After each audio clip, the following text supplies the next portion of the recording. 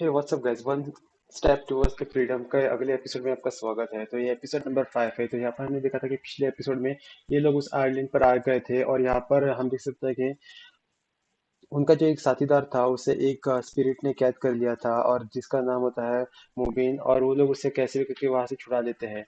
और हम देखते हैं कि यहाँ पर जिन कैसे भी करके अपने दोस्तों को बचा तो लेता है और ड्रैगन को भी मार देता है। और यहाँ पर हम देख सकते हैं कि पिछले एपिसोड के एंड में हमने देखा था कि वो लोग उस ड्रैगन को उस फॉर्मेशन में कैद कर लेते हैं। और दूसरी तरफ हम देख सकते हैं कि यहाँ पर जो उनका दोस्त था वो बहुत ही ज्यादा जख्मी हालत में था। और यहाँ पर हम देख सकते हैं कि वो जो आर्टिफैक्ट होता है जिसका नाम डिंकुन होता है, वो यहाँ पर जिन को देखकर बहुत ज्यादा खुश हो जाता है और बोलता है कि तूने इतना समय क्यों लिया, क्योंकि मुझे वहां पर क्या चाहिए, बहुत समय हो गया था और वहां पर इवल स्पिरिट्स की आवाज सुनकर मुझे बहुत डर लगता था। और यहाँ पर हम देख सकते हैं कि यहाँ पर जियांग बोलती है कि यही है वो डिवाइन आर्टिफैक्ट जिसके बारे में तुम बात कर रहे थे। यहाँ पर वो डिवाइन आर्टिफैक्ट बोलता है कि मैं एक बहुत ही स्मार्ट बंदे का आर्टिफैक्ट हूँ और इसी वजह से वो बहुत ज्यादा ताकतवर भी था। और यहाँ पर हम दूसरी तरफ देख सकते हैं जियोंग को, जो यहाँ पर चैंग के पास आ गया था और चैंग यहाँ पर बहुत ज्यादा वीक हो गया था, क्योंकि यहाँ पर हम देख सकते हैं कि जो कि मॉबिन होता है उसने उसकी बॉडी को बहुत दिनों से कैद कर लिया था, जिसकी वजह से यहाँ पर चैंग की बॉडी बहुत ज्यादा कमजोर हो चुकी थी और उसकी स्पिरिचुअल एनर्जी भी खत्म हो गई थी। यहाँ पर हम देख सकते हैं कि वो ऑलमोस्ट मरने की कगार पे था और इसे बचाने के लिए जीन अपनी एनर्जी ट्रांसफर उसके अंदर करने लगता है। और यहाँ पर हम देख सकते हैं कि यहाँ पर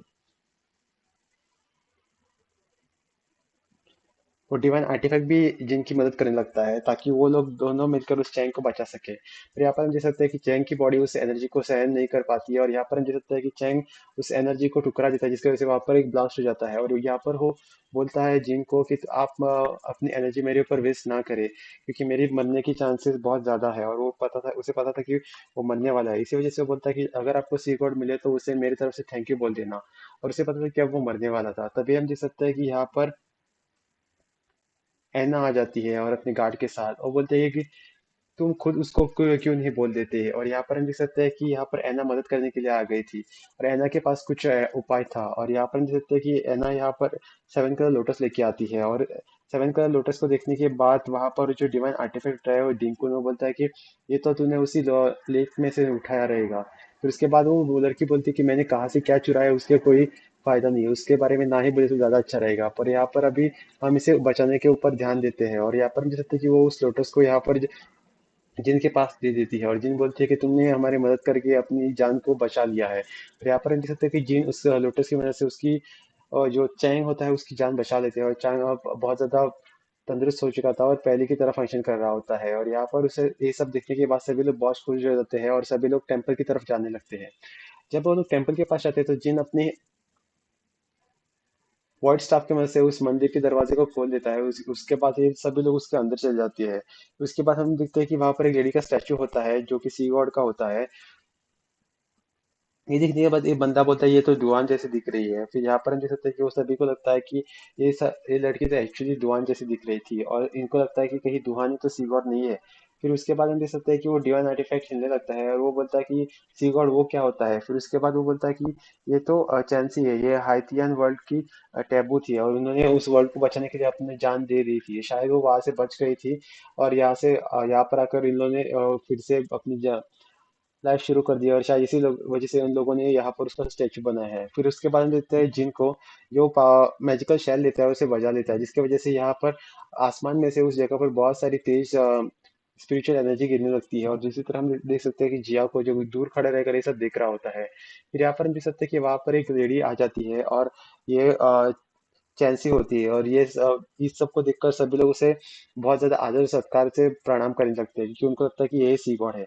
पर यहाँ पर हम देख सकते हैं कि जिनको जिनसे अपनी एनर्जी से स्कैन करता है उसे पता चलता है कि ये तो टैबू टैबू के लेवल की नहीं है। फिर जिन से पूछता है क्या तुम चैंसी की क्लोन हो, फिर उसके बाद बोलते हैं कि हाँ वो चैंसी की क्लोन है। फिर उसके बाद हम देख सकते हैं कि वो बोलती है कि मैं तो सिर्फ उसकी क्लोन हूँ, अगर जो वो तो बहुत ज्यादा ताकतवर थी। और यहाँ पर हम देख सकते हैं कि बाहर जो ड्रैगन था वो भी अभी जोर से चिल्ला रहा होता है। और फिर उसके बाद हम देख सकते हैं कि जो चैंसी होती है फिर वो बोलती है कि जब जो रियल चैंसी थी जो इस जगह पर आई थी तब एक स्पिरिचुअल स्टोन रेन हुई थी और उसी के साथ एक ड्रैगन स्टोन भी गिरा था और इस ड्रैगन स्टोन की वजह से वो ड्रैगन जाग गया था।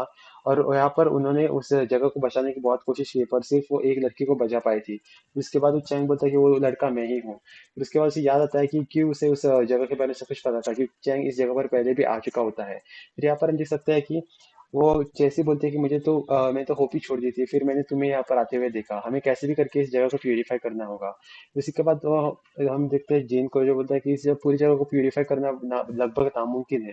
फिर उसके बाद वो लेडी उनको एक जगह पर लेके जाती है, फिर वहां पर एक आर्टिफैक्ट लगा होता है और उसमें बहुत सारे फॉर्मेशन लिखे हुए होते हैं। फिर वो बोलते हैं कि ये जो रियल चेंसी है उसने बनाया हुआ होता है, ताकि वो इस जरूरत आने पर इसे यूज कर सके। फिर यहाँ पर हम देख सकते हैं कि दिन उस फॉर्मेशन को देखने लगता है, फिर उससे पता चलता है कि इटर्नल लाइफ स्टोन की वजह से उसे एक्टिवेट किया जा सकता है। वो इटर्नल लाइफ स्टोन को उसके बीचों बीच लगा लेता है, पर वो फॉर्मेशन थोड़ी देर हिल जाती है फिर बंद पड़ जाती है।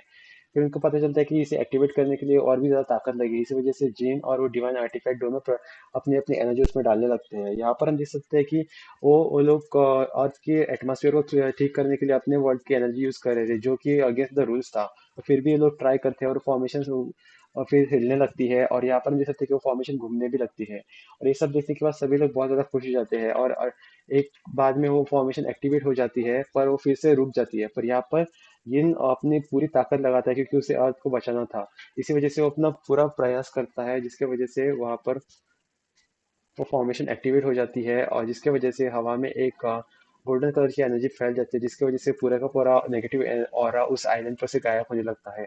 जिसके साथ हम देख सकते हैं कि वो कैद किया हुआ ड्रैगन भी मर जाता है, और वो धूल बनकर हवा में मिट जाता है। और वो जो पर्पल कलर की रिवर भी थी वो अब साफ हो चुकी थी, और वहां पर मछलियां भी आ गई थी।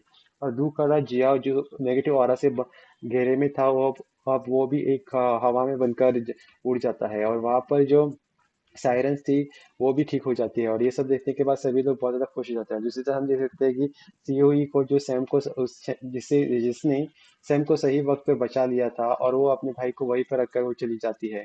इसी के साथ हम देखते हैं कि अब सभी लोग ठीक हो चुके हैं, और दूसरी तरफ हम देखते हैं ली को, वो भी अब ठीक हो चुका था, और यहाँ पर उस आइलैंड का एनवायरनमेंट भी ठीक हो चुका था। और इसी के साथ एपिसोड यहीं पर खत्म हो जाता है। guys, देखने के लिए बहुत बहुत शुक्रिया।